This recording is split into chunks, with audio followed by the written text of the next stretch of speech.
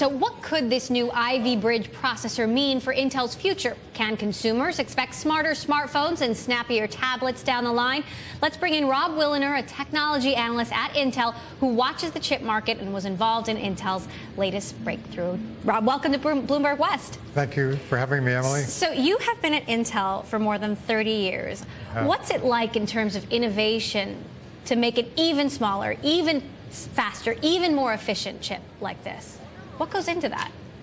Well, it takes tremendous resources, a tremendous organization, some very, very talented people to continue to advance Moore's Law, which means coming up with new process recipes that produce ever more powerful chips and ever more energy efficient chips. Energy efficiency has become a very, very big priority for the market. So tell me about this chip in particular. What does this mean in terms of actual consumer impact in actual consumer devices? So we're not announcing a chip. We're announcing a new process recipe today. And of course, we will be using it to produce chips later this year and in the future. And this is a new process recipe that allows us to continue the pace of Moore's Law, which means we are continuing to improve performance at the same time that we're improving energy efficiency. Everybody recognizes the need for more performance. We all suffer from slow servers or slow devices, and we would all like devices with more capabilities, perhaps better graphics, better in many ways. And at the same time, we would like devices that consume less power, that maybe have a longer battery life, or in the case of servers, it's very important because we have large clusters of computers that together consume huge amounts of power.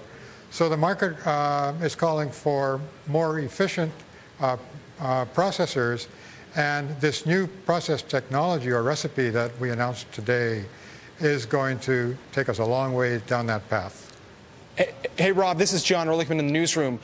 What is this going to do with the relationship with the phone makers? We know they've built strong relationships with the likes of Qualcomm and TI over the last couple of years. What feedback have you gotten from the phone makers with this announcement as you try to get into that game?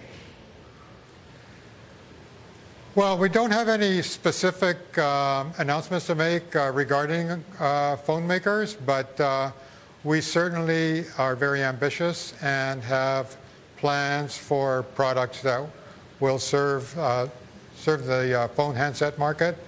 And we think that this process technology is a huge step in that direction. Of course, there are many other things that have to come together as well.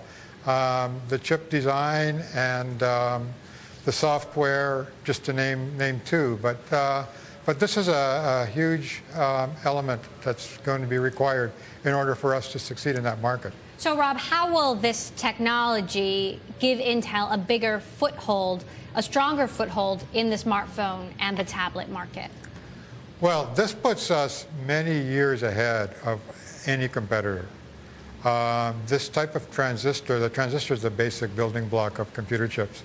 This new type of transistor, it's a three-dimensional transistor as opposed to the conventional planar 2D transistors.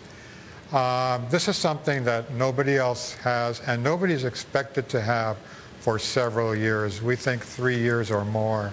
So we expect that this is going to give us a tremendous advantage. But like I said, in order to succeed in these markets, the handheld devices and smartphone markets, we're going to have to get other elements together as well.